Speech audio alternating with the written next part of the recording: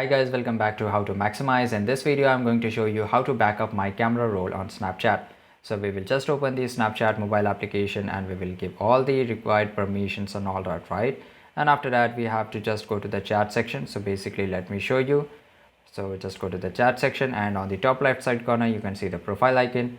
And after that, on the top right side corner, there is a setting icon. And here you have to scroll a little bit down and you will find option that is called memories. So just click on the memories and you have to make sure that this checkbox is turned on, right? So there should be a checkbox. And after that, in the save option, you can save all this option, right? So if you want to save only camera roll, you can just click here, and if you want to save memories and camera roll both, you can select this one, right? And after that, you have to just turn on the auto mode, so it will automatically create a backup to save your camera roll. So this is it guys. If you found this video really helpful, make sure to like this video, subscribe our channel, and see you guys in the next video.